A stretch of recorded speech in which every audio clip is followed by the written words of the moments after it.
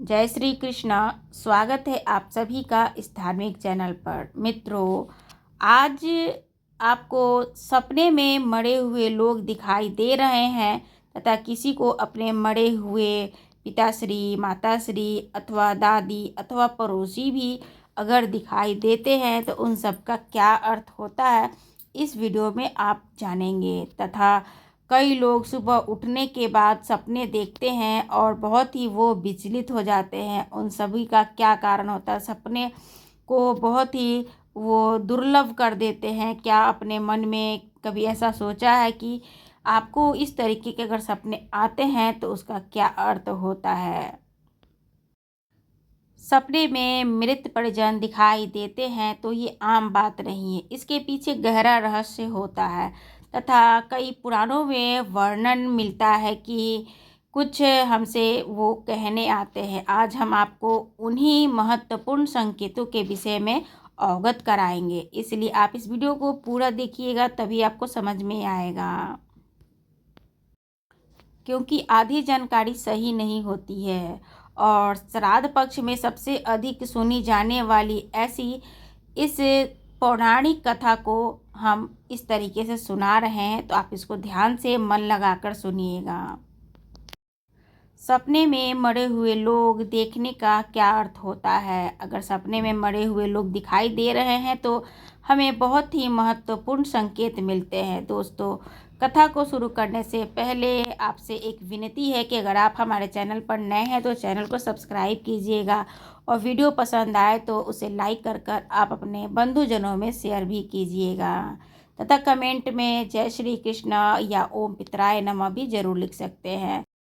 और जो लोग भी इस कथा को सुनता है, पितर पक्ष में पौराणिक कथा है ये, जो लोग सुनता है उसके ऊपर पितृ का पूर्ण आशीर्वाद रहता है। भगवान उनकी सभी मनोकामनाएं पूर्ण करते हैं। तो आधी अधूरी ज्ञान न रखें और कहानी को, कथा को पूर्ण रूप से समझें, तभी आपको इसका फल भी मिलेगा। एक बार देव ऋषि नारद यमराज से मिलने के लिए यमलोक जाते हैं। यमराज देव ऋषि नारद का बड़े ही प्रेम, आदर एवं सत्कार करते हुए कहते हैं कि प्रणाम करते हुए पूछने लगते हैं कि देव ऋषि, यमपुरी में आपका स्वागत है। आपके दर्शन से आज मैं धन्य हुआ और आपके चरण पड़े हुए यमपुरी की शोभा बढ़ गई। इस प्रकार यमराज के द्वार पर स्वागत किए जाने पर देव ऋषि नारद प्रसन्न होते हैं और यमराज को भी प्रणाम करते हैं और कहते हैं कि हे मृत्यु के देवता यमराज, आपको भी मेरा प्रणाम है। आपके सादर सत्कार में हम अत्यंत ही प्रसन्न हुए। फिर भी यमराज नारद जी से कहते हैं कि हे देव ऋषि, आपका आज आना यमलोक में क्या प्रयोजन है? अवश्य ही कोई महत्वपूर्ण कार्य होगा अथवा और कोई महत्वपूर्ण समाचार लेकर आए हैं, सो कहिए। कोई भी भूल से भी कोई भूल हो गई हो तो कृपा कर कर बताइए, मैं आपकी क्या सेवा कर सकता हूँ। तब देव ऋषि नारद कहते हैं, हे धर्मराज, आप मृत्यु के तथा न्याय के देवता हैं। आप तीनों लोगों को भी, सभी जीवित और मृत परिजनों का लेखा जोखा रखते हैं। आपके समस्त चराचर के भूत, भविष्य और ज्ञान विज्ञान सभी नतमस्तक है। आपके पास कुछ शंका लेकर नहीं आया हूँ, जिसे दूर करने की कृपा कर कर यमराज कहते हैं, हे देव ऋषि, सत्य कहते हैं, हम तीनों लोकों के निवास करने वाले सभी जीव और मृत परिजनों का लेखा जोखा अवश्य रखते हैं, किंतु आपके मन की बात जानना हमारे बस का नहीं है। आप तो तीनों लोकों को खबर रखते हैं। आप भगवान विष्णु के सबसे प्रिय भक्त हैं। आप समस्त शास्त्रों का भी ज्ञान रखते हैं, किंतु अगर आप मुझसे ये सब कुछ जानना चाहते हैं तो मैं अवश्य ही आपकी सहायता करूँगा। देव ऋषि कहते हैं कि आप भी शंका को प्रश्न है कि आप निसंकोच पूछ सकते हैं। मैं आपके सामर्थ्य के अनुसार जवाब देने के प्रयास में अवश्य करूँगा। देव ऋषि नारद कहते हैं कि हे यमराज, मैं पृथ्वी लोक का भ्रमण करके आया हूँ। मेरा पिशाच, प्रेत, कुष्मांड, वेताल, चुड़ैल, पिशाचनी आदि सभी प्रकार की कई विभिन्न चीज़ों से देखी है।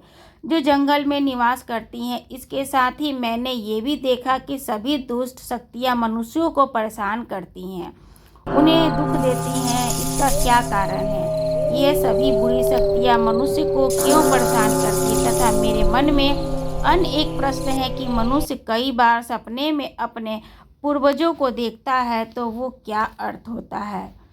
सपने में मरे हुए लोगों को दिखाई देने का क्या मतलब होता है? इससे मनुष्य को कौन से संकेत मिलते हैं? मैं समस्त मनुष्य जाति के कल्याण हेतु इन प्रश्नों के उत्तर मैं जानना चाहता हूँ।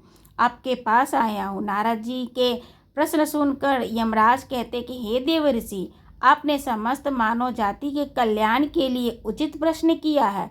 मैं आपको इन सभी प्रश्नों का उत्तर अवश्य दूंगा, किंतु उससे पहले आपको एक अत्यंत ही पवित्र कथा सुनाता हूँ। इस कथा में आपको सभी प्रश्नों के उत्तर मिल जाएंगे। आप इस कथा को ध्यानपूर्वक जरूर सुने। जो भी मनुष्य इस कथा का श्रवण करता है उसके 32 अपराध माफ करता हूँ। तब नारद जी कहते हैं कि हे धर्मराज, आप मुझे वो महान कथा सुनाइए, मैं इसे ध्यान से अवश्य सुनूंगा। इस तरीके से यमराज जी ने कथा आरंभ किया। आप सभी इस कथा को ध्यान से सुनिए। एक समय की बात है कि मध्य देश में एक अत्यंत ही शोभायान नगरी थी, जहाँ पर एक सेठ अपने 3 भाइयों के साथ निवास करता था। उस सेठ का नाम धर्मन था। उसके 3 भाई सुमन, नंद और विरचन था। सेठ और उसके भाइयों का विवाह हो चुका था और सभी बड़े ही प्रेम के साथ एक दूसरे के साथ रहते थे। ये सेठ के पास कितनी चीज़ें थीं और कोई भी चीज़ का उसके पास कमी नहीं था। वो बहुत ही मेहनती थे और मिलजुल कर सभी व्यापार करते रहते थे।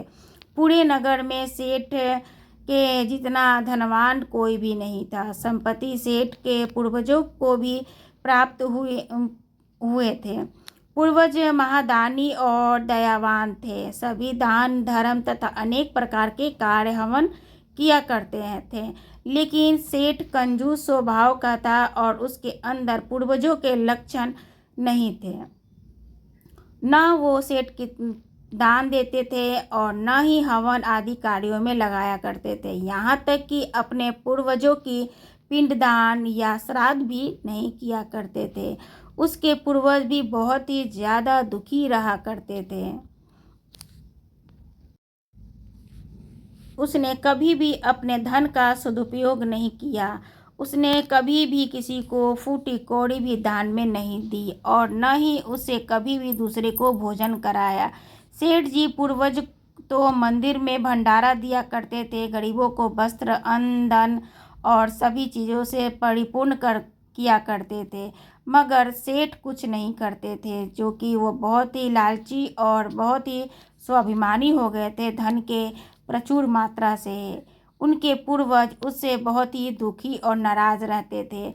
पितरपक्ष आया। पितरपक्ष में भी पूर्वज अपने पुत्रों के द्वार पर श्रद्धा से तर्पण की अपेक्षा कर रहे थे, किंतु पुत्रों ने उनके पूर्वजों के लिए श्राद्ध नहीं निकाला तथा इनसे बहुत ही दुखी होकर सभी पूर्वज आपस में बात करने लगे और एक दूसरे से अपने व्यवहार किए जाने पर, गलत व्यवहार होने पर वो आपस में पूर्वज बात करते थे और इस निष्कर्ष पर पहुँचे कि चलिए यमराज जी से हम पूछते हैं। तो यमराज जी के पास उनके पूर्वज जाते हैं और कहते हैं कि हे धर्मराज, हमारे पुत्र धर्म से हीन हो गए हैं, वो भ्रष्ट हो गए हैं, वो धर्म का कार्य नहीं कर रहे हैं तथा हमें श्राद्ध तर्पण आदि भी वो नहीं कर रहे हैं तथा ये सब करना भी बंद कर दिया है, जिससे हम लोगों को तृप्ति नहीं हो रही है। हम अपने संतानों को, पुत्रों को समझाकर दान पुण्य करने के लिए फिर कहकर हम आ जाएंगे। तब धर्मराज ने कहा कि आप सभी नहीं जा सकते, क्योंकि आप लोग मित्र परिजन मृत हैं और आप जीव आत्मा के पास नहीं जा सकते। हाँ, लेकिन आप जा सकते हो, उनको स्वप्न में ये संकेत दे सकते हो, जिससे कि आपके पुत्र पौत्र संकेत को समझकर आप वो तर्पण करने लग जाएं और जिससे कि आप संतुष्ट हो। ऐसी आज्ञा मिलने पर पूर्वज धरती पर उतरते हैं तथा धरती पर उतरने पर वह अपने पुत्रों को स्वप्न में कुछ ऐसे संकेत देते हैं जिसे उनके पुत्र उस स्वप्न को अनदेखा कर देते हैं और नहीं समझते हैं। धीरे धीरे जब अपने तीनों ही पुत्रों को वो सपन देते हैं और तीनों ही पुत्र अपने धन और लोभ के मोह में मद में वो उन संकेतों को नहीं समझते हैं। फिर क्या हुआ? फिर यही हुआ कि उनके संकेतों को न समझने पर उनको धीरे धीरे व्यवसाय में हानि होने लगी तथा दुख घेर लिए तथा उन्हें कई प्रकार के रोग से ग्रसित भी हो गए और वो पूरी की पूरी निर्धनता की ओर वो आ गए। उनके पूर्वज दुखी और नाराज हो गए जिसका नतीजा ये हुआ कि वो बहुत ही जल्दी वह दुखी वो लोग भी रहने लग गए। पितरों को अपने पुत्रों की ऐसी दुर्गति देखकर बहुत ही पीड़ा होती थी। तब यमराज से कहते हैं कि हे धर्मराज, हमसे हमारी पुत्रों की ऐसी दुर्गति नहीं देखी जाती है। आप हमें पुनः पृथ्वी पर जाने का कृपा करें कि हम पृथ्वी पर जाएं और उनको हम समझा सकें। धर्मराज बोलते हैं कि नियम अनुसार आप लोग धरती पर नहीं जा सकते, लेकिन मैं आपकी सहायता अवश्य करूंगा। धर्मराज भैंसे पे सवार होकर पृथ्वी लोक पर गए तथा वहां पर जाकर एक बूढ़े ब्राह्मण का भेष बनाया तथा एक पुत्र के घर पर उन्होंने भिक्षा की याचना की। भिक्षाम देही, कोई भिक्षा देगा क्या? इस तरीके से उन्होंने कई बार आवाज़ लगाया तथा उस घर से एक स्त्री बाहर निकली और उसने कहने लगी कि मैं आपकी क्या मदद कर सकती हूँ। तो उन्होंने कहा कि मुझे कुछ अन्न दो तथा अन्न देने के लिए जब उन्होंने कहा कि तुम्हारे मुख पर इतनी दुख और चिंता क्यों है, तब उस स्त्री ने कहने लगी कि हमारे पास पहले बहुत ही धन हुआ करते थे और हम बहुत धनवान थे। अब हमारे घर में है कि अन्न का दाना नहीं है और हमारे पति भी बीमार रहा करते हैं। तब साधु महाराज से कहने लगी कि आप हमारे इस कष्ट का निवारण बताएं। तब साधु महात्मा ने कहा कि तुमने अपने पूर्वजों को नाराज किया है जिसके वजह से तुम्हें ये दुख प्राप्त हुआ है। तुम्हारे पूर्वज तुम्हें स्वप्न में कई बार आकर समझाने लगे और कहने लगे, लेकिन उनके स्वप्न को तुम लोगों ने ऐसे ही जाने दिया और उनके स्वप्न को समझा नहीं।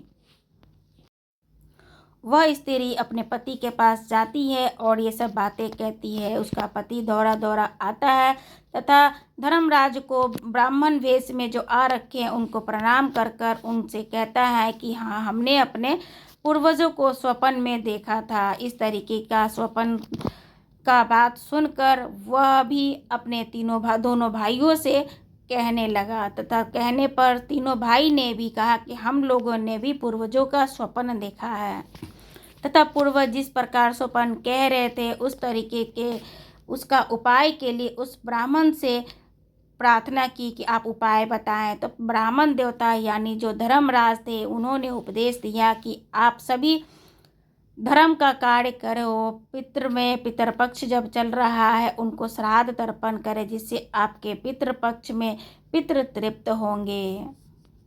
इस प्रकार का वचन सुनकर तीनों भाई नदी के तट पर गए और पूर्वजों का श्राद्ध किया जिससे उनके पूर्वज तृप्त हो गए और आशीर्वाद दिए।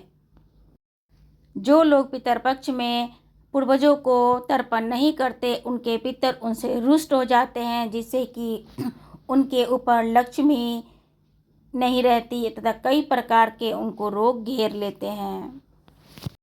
साधु के भेष में आए धर्मराज ने कहा कि हे पुत्र, अब तुम ध्यान से सुनो, मैं तुम्हें पूर्वज दिखाई देने का संकेत बताने वाला हूँ तथा संकेत बताता हूँ। साधु रूपी यमराज कहते हैं कि हे पुत्र, यदि पितरों का उद्धार नहीं होता है तो वो प्रेत योनि या मृत्यु योनि में भटक रहे होते हैं, तो वो भूख प्यास से व्याकुल होकर परिवारजनों के पास वो आते हैं, प्रवेश करते हैं। अगर भूख और प्यास से व्याकुल देखते हैं तो संकेत अत्यंत ही महत्वपूर्ण है। इसका मतलब है कि तात्पर्य है कि तुम्हारे पितृ अभी भी प्रेत योनि में भटक रहे हैं। इसका कारण यह है कि उनके लिए उचित रूप से श्राद्ध कर्म तर्पण नहीं किया जा रहा है। अब परिवार में आहार और जल की प्रतीक्षा कर रहे हैं। वो स्थिति ऐसी हो गई है कि पूर्व तर्पण के समय भी नहीं किया जाता है। तब उनको श्राद्ध की प्रक्रिया को या पूरी तरीके से श्रद्धा से नहीं निभाया गया हुआ होता है। पूर्वज स्वप्न में मध्य से अपनी पीड़ा व्यक्त करते हैं, यानी कि उन्हें किस तरीके का कष्ट हो रहा है। उसी तरीके से धार्मिक अनुष्ठान कर रहे हो, इसका समस्या का समाधान नहीं होता है। पितरों के लिए विधि पूर्वक श्राद्ध कर्म और तर्पण किए जाएं। और श्रेष्ठ स्पष्ट में यमराज बोलते हैं कि अगर तुम्हें अपने सपने में मृत परिजन जंजीरों में बंधे हुए दिखाई देते हैं तो ये भी अत्यंत ही चिंतापूर्वक संकेत है। उनको मुक्ति नहीं मिली है, अभी भी वो किसी बंधन में बंधे हुए होते हैं, तो उन्हें भी तर्पण की आवश्यकता होती है। उनको भी तत्काल श्राद्ध और तर्पण करना चाहिए तथा उन्हें भी जब इस तरीके की समस्या का समाधान होता है, नहीं कर पाता है आदमी, तब उनको परेशानियां होती हैं। अगर पूर्वज फटे पुराने कपड़े गंदे कपड़े में दिखाई देते हैं तो अत्यंत ही अशुभ संकेत होते हैं। इस बात का प्रतीक होता है कि तुम्हारे पितृ अत्यधिक दुखित और पीड़ित हैं, उन्हें प्रेत योनि में भटक रहे हैं। उनकी भी आत्मा की शांति के लिए प्राय तुरंत ही श्राद्ध तर्पण पिंडदान इत्यादि करना चाहिए। इस प्रकार का स्वप्न आए तो पूर्वजों की आत्मा की शांति के लिए तुरंत पिंडदान निकाले अथवा कुछ तत्काल पैसा निकालकर बाहर रख दे। सेठ जी से इस तरीके की बात यमराज ने समझाया। अगर स्वप्न में कुछ मांगते हुए दिखाई दे रहे हैं तो पितृ की अधूरी इच्छाएं बाकी रह गई हैं तथा उनकी अभिलाषा अधूरी रह गई है, तो उन्हें मुक्ति प्राप्त नहीं हुई है। अगर पितृ तुम्हारे सर पर हाथ फेरते हुए दिखाई दे तो बहुत ही शुभ फल देने वाली होती है, नसीब बदलने वाला होता है, आपके जीवन में अच्छी परिवर्तन आने वाली होती है। आकाश में बैठे बादलों पर अगर दिखाई दें तो उनको भी उचित स्थान प्राप्त है और वो प्रसन्न है, इस तरीके के संकेत हमें समझाते हैं। अगर पूर्वज अचानक से दिखते दिखते गायब हो जाए, अदृश्य हो जाए, तो ये बहुत ही अशुभ और चिंतित करने वाला विषय हो जाता है। इसे समझना चाहिए कि अचानक ही आपके जीवन में कोई बड़ी परेशानी का सामना करना पड़ सकता है। अगर स्वप्न में पूर्वज क्रोधित रूप में दर्शन दे तो कोई ऐसा काम कर रहे हैं जो उन्हें पसंद नहीं है, तो उस कार्य को तुरंत आप बंद कर दें।